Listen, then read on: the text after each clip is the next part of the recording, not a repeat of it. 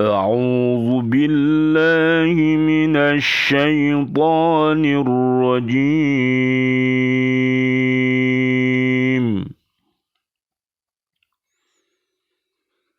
بسم الله الرحمن الرحيم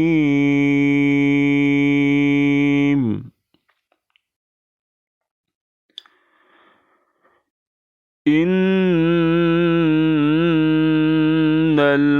المنافقين يخادعون الله وهو خادعهم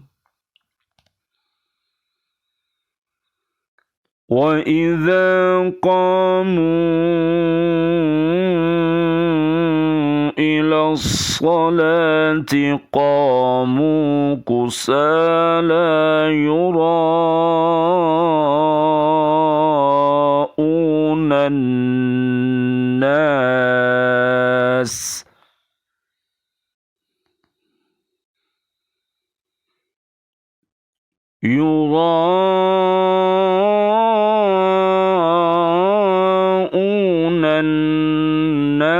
ولا يذكرون الله إلا قليلا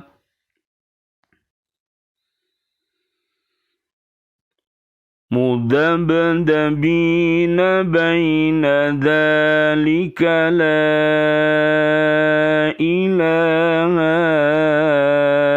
هؤلاء ولا إله هؤلاء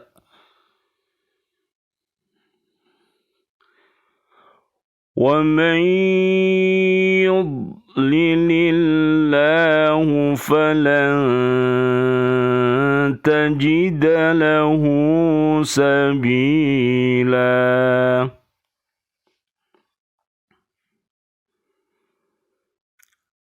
Sesungguhnya orang munafik itu hendak menipu Allah, tetapi Allah lah yang menipu mereka. Apabila mereka berdiri untuk sholat, mereka lakukan dengan malas.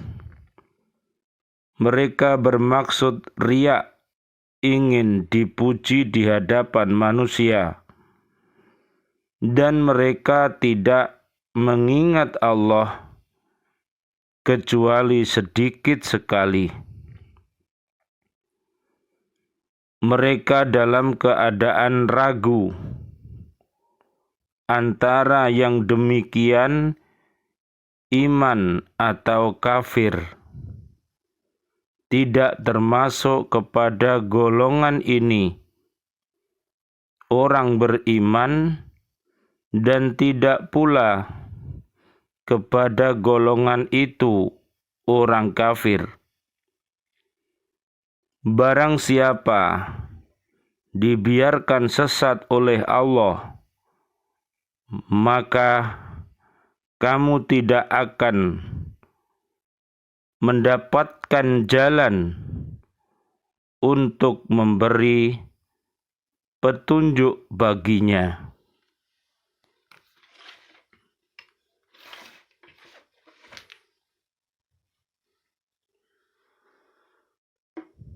Surat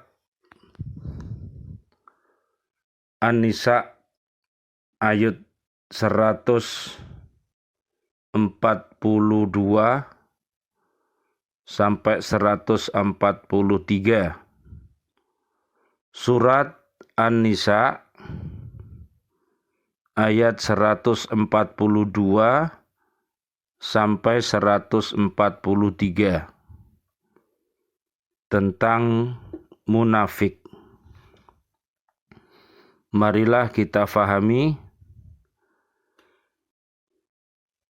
sifat-sifat kemunafikan ini. Kita mengetahui dari Nabi Muhammad SAW bahwa orang-orang munafik itu apabila dia berkata, dia berdusta. Apabila dia berjanji, dia mengingkari janji-janjinya. Dan apabila dia diberi amanat, dia berkhianat. Na'udzubillah, summa na'udzubillah. Mudah-mudahan diri kita, keluarga besar kita, kaum muslimin, muslimat, mukminin, mukminat terhindar dari sifat-sifat kemunafikan ini. Allah Subhanahu wa ta'ala menjelaskan sikap orang-orang munafik yang selalu membantu tipu daya, membuat tipu daya untuk menghalang-halangi berkembangnya agama Islam.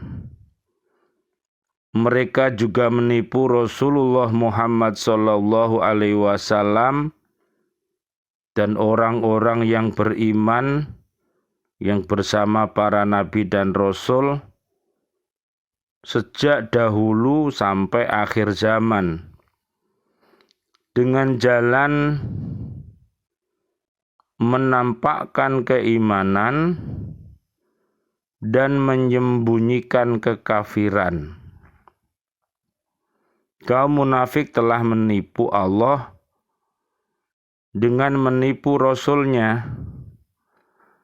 Karena menipu Rasul itu disamakan dengan menipu Allah Subhanahu wa ta'ala.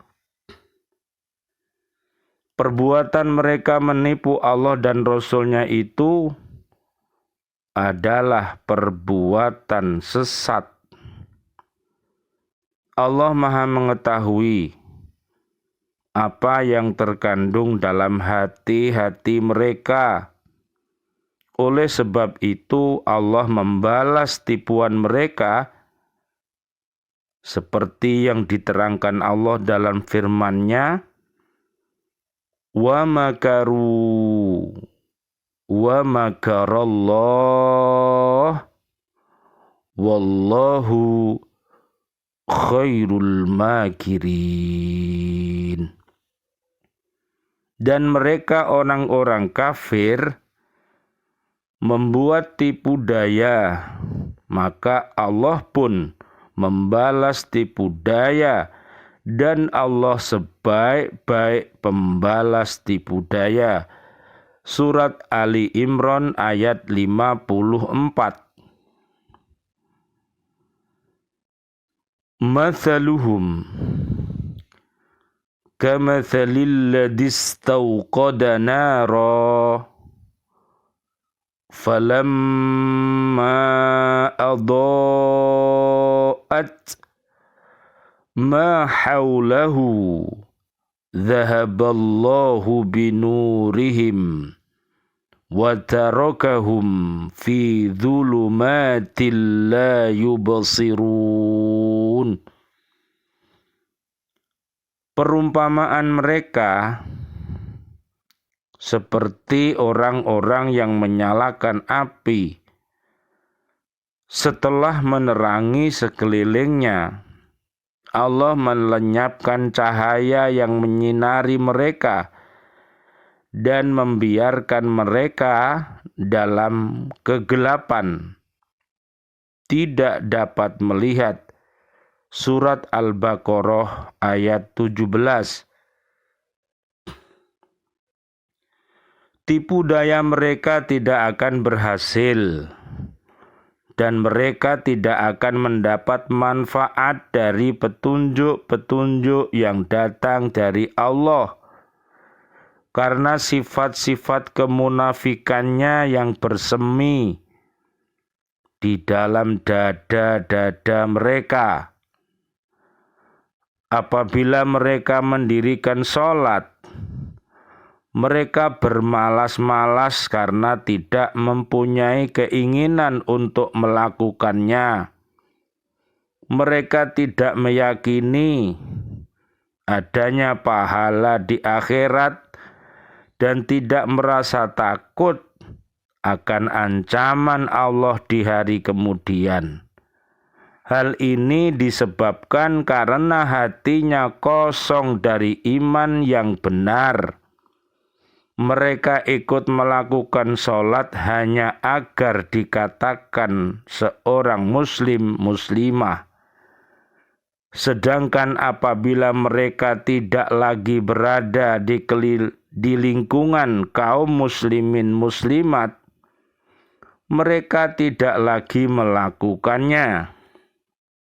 Pantaslah apabila mereka berlaku demikian, karena mereka sebenarnya adalah bersifat riya, ingin agar mereka dianggap mukmin.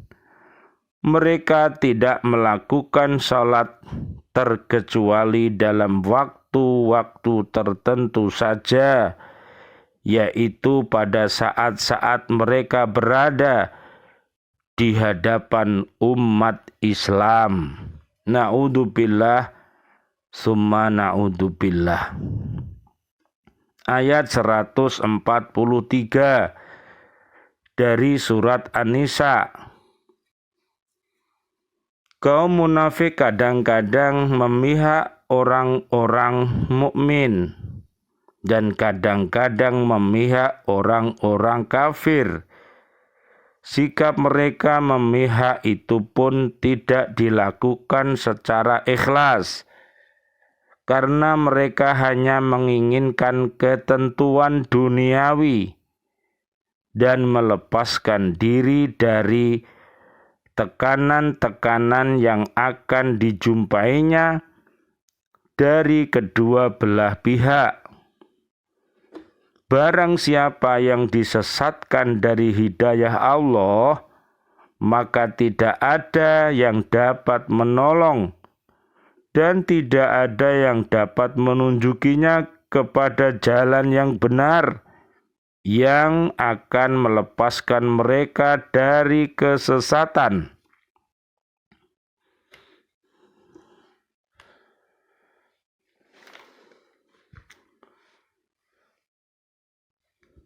Rasulullah Muhammad sallallahu alaihi wasallam bersabda, haditsu Jundab bin al-Alaqi radhiyallahu anhu qala Rasulullah sallallahu alaihi wasallam, man yusammi'illahu wa man yura'illahu bihi. Diriwayatkan dari Jundub al-Alaqi radhiyallahu an, katanya Rasulullah sallallahu alaihi wasallam bersabda, barang siapa yang melakukan satu amalan supaya orang menghormatinya, Allah akan menunjukkan aibnya. Dan barang siapa yang melakukan suatu amalan karena ingin menunjuk-nunjuk kepada manusia, Allah akan memperlihatkan kecacatannya. Hadis riwayat Imam Bukhari dan Imam Muslim. Riya bisa hinggap ketika kita sholat, sehingga yang sholat pun diancam api neraka jika riya. Lihat surat Al-Ma'un, surat ke-107. Begitu juga yang zakat, yang haji, yang jihad, yang infak dan lain sebagainya, diancam neraka jika riya. Karena itu berhati-hatilah dengan riya, karena akan menghancurkan amal kita dan mencampakkan kita ke jurang api neraka. Na'udzubillah, summa na'udzubillah. Abu Hurairah radhiyallahu anhu berkata, Natil bin Qais Al-Hazami, penduduk Syam, bertanya kepadanya, wahai Tuan Guru, ajarkan kepada kami hadis yang Anda dengar dari Rasulullah Shallallahu Alaihi Wasallam. Abu Hurairah berkata, baik, aku telah mendengar Rasulullah Shallallahu Alaihi Wasallam bersabda, orang-orang yang pertama kali kelak diadili di hari kiamat ialah para syuhada. Mereka dihadapkan ke depan pengadilan, maka disebutkan nikmat-nikmat yang telah diperolehnya, maka mereka mengakui tentang nikmat itu. Ditanya kepada mereka, apakah yang engkau perbuat dengan nikmat itu? Aku berperang untuk agama Allah sehingga aku mati syahid. Allah Subhanahu wa Ta'ala berkata, engkau dusta. Sesungguhnya engkau berperang agar disebut sebagai seorang yang gagah berani, dan gelar itu telah engkau peroleh. Lalu orang itu diseret dengan wajah tertelungkup, lalu dilemparkan ke neraka. Kemudian dihadapkan pula orang alim yang selalu belajar dan mengajarkan ilmunya, serta selalu membaca Al-Quran. Dihadapkan padanya nikmat yang telah diperolehnya. Semua diakuinya. Ditanya kepadanya, apa yang telah engkau perbuat dengan nikmat itu? Aku belajar, mengajar dan membaca Al-Quran karena engkau. Allah lalu berfirman, engkau dusta. Sesungguhnya engkau belajar dan mengajar agar disebut orang alim, dan engkau membaca Al-Quran agar disebut qori. Semua itu telah engkau dapatkan. Lalu ia diseret dengan wajah tertelungkup, lalu dilemparkan ke neraka. Na'udzubillah, summa na'udzubillah.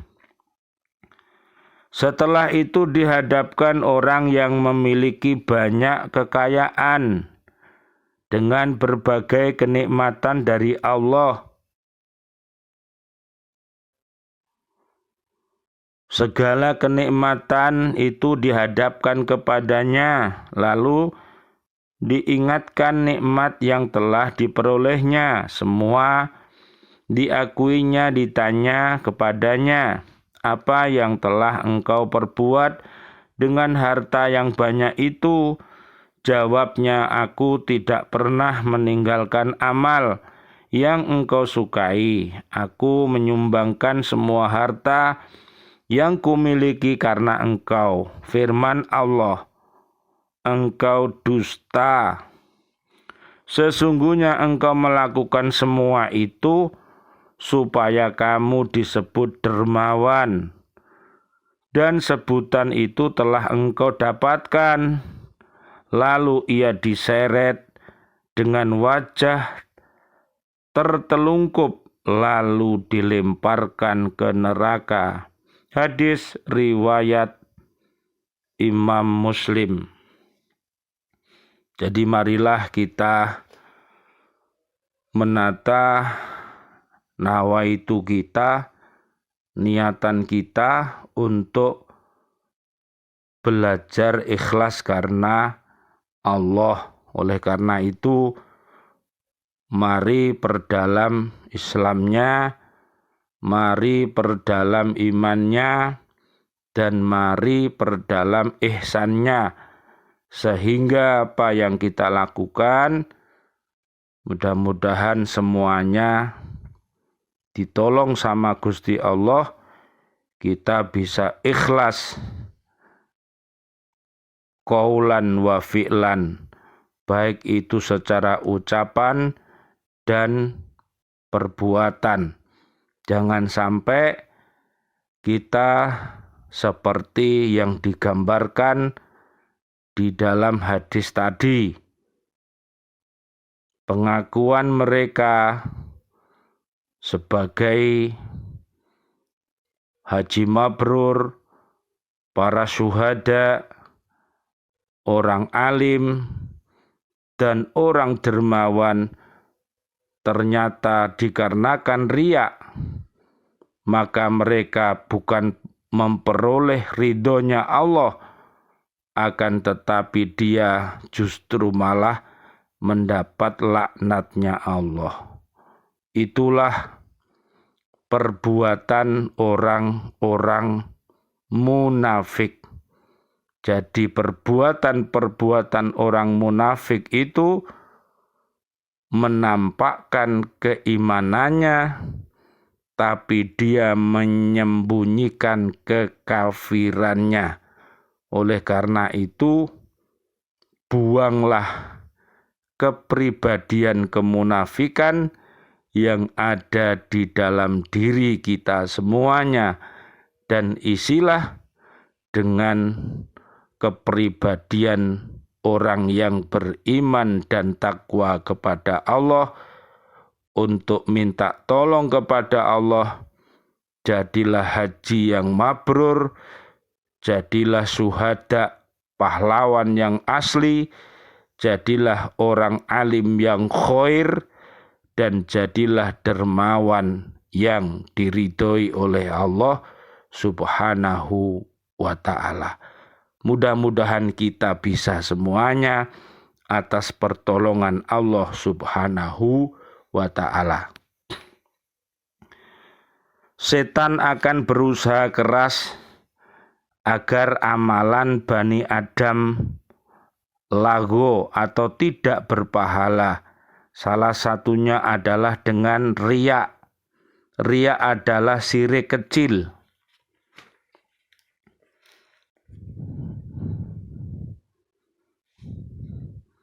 Dilecehkan, dan yang terutama nanti di hadapan Allah dapat dipertanggungjawabkan. Sebagai umat Islam terbaik, kita harus berhati-hati terhadap perilaku riya tersebut. Jadi kita akan tahu kalau kita ini mau membaca, memahami, mengamalkan dan mendakwahkan Al-Quran dan As-Sunnah, insya Allah kita akan diberitahu oleh Allah mana perbuatan-perbuatan yang riya dan mana perbuatan-perbuatan yang ikhlas. Tentu kita dapat merasakannya. Jadi saya ulang lagi, riya itu adalah syirik kecil, tetapi dosanya besar.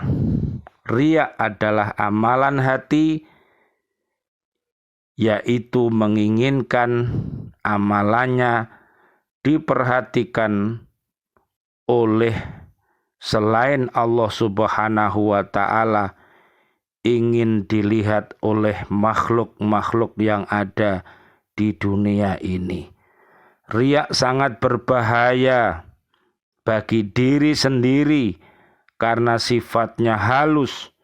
Kadang kita tidak menyadarinya. Dalam kitab Fathul Majid, riya itu diibaratkan seperti semut hitam yang merayap di atas batu hitam di tengah malam gelap gulita. Hal ini mengisyaratkan bahwa riya kadang tidak terdeteksi oleh diri kita sendiri, tetapi Allah Maha mengetahuinya. Pantas jika Rasulullah Shallallahu Alaihi Wasallam sangat mengkhawatirkan riya menjangkit hati umat Islam. Selain itu Rasulullah Shallallahu Alaihi Wasallam bersabda, barang siapa menampakkan amalnya kepada manusia dengan maksud riya, pasti Allah membukakan aibnya di hari kiamat. Dan barang siapa yang menampakkan amalnya dengan maksud menonjolkan di hadapan manusia, pasti Allah akan membukakan aibnya kepada seluruh makhluk. Hadis riwayat muttafaqun alaih. Mereka yang berbuat riya, amalnya tidak pernah diterima Allah Subhanahu wa Ta'ala, bahkan ia mendapat dosa yang besar. Rasulullah bersabda, Allah Subhanahu wa Ta'ala berfirman, aku tidak butuh sekutu dalam segala-galanya. Oleh karena itu, barang siapa yang melakukan suatu amalan, lalu dia menyekutukanku dalam amalan itu dengan selainku, maka aku tinggalkan amalannya itu padanya dan pada sekutunya. Hadis riwayat Imam Muslim. Marilah kita berdoa kepada Allah, memohon perlindungan kepada Allah Subhanahu wa Ta'ala agar kita dijauhkan dari kepribadian, kekufuran, kedoliman, dan kefasikan dengan cara kita bertaubatan nasuha, yaitu memohon ampunan kepada Allah Subhanahu wa Ta'ala. A'udzubillahi minasyaitonir rajim. Bismillahirrahmanirrahim. Allahumma salli wa sallim ala Sayyidina Muhammad wa ala alihi wa ashabihi wa man tabi'ahum bi ihsan ila yaumiddin. Allahumma tahhir qulubana minan nifaqi wa a'malana minar riya'i wa alsinatana minal kidbi wa a'yunana minal khiyanati innaka ta'lamu kha'inatal a'yuni wa ma tukhfis sudur. Wahai Allah, bersihkanlah hati kami dari kemunafikan, bersihkan perbuatan kami dari pamer yang mengharap pujian orang, bersihkan lidah kami dari dusta, dan jauhkan mata kami dari maksiat khianat. Sungguh engkau mengetahui pandangan mata yang khianat dan apa yang disembunyikan oleh hati. Surat Al-Mu'min ayat 19. Allahumma salli ala sayyidina Muhammad. Allahumma rzuqna fid dunya ziyaratahu wa fil akhirati syafa'atahu wa bil jannati ru'yatahu wa murafaqatahu. Wahai Allah, berilah solawat untuk Nabi Muhammad sallallahu alaihi wasallam. Berikan kami di dunia kemudahan berziarah kepadanya, di akhirat mendapat syafaatnya, dan di surga bertemu dan bersatu dengannya. Amin, amin ya Rabbal Alamin. Mudah-mudahan kita dan keluarga besar kita, serta kaum muslimin muslimat, mukminin mukminat yang senantiasa beriman dan bertakwa, mentaati Allah dan Rasul-Nya, Allah kumpulkan kita ilal jannah. Amin, amin ya Rabbal Alamin. Surat keempat An-Nisa ayat 69 sampai 70 dan surat Ghafir surat ke-40 ayat 8 sampai 9. Amin, amin ya Rabbal Alamin. Wal afu minkum. Wassalamualaikum warahmatullahi wabarakatuh. Waalaikumsalam warahmatullahi wabarakatuh.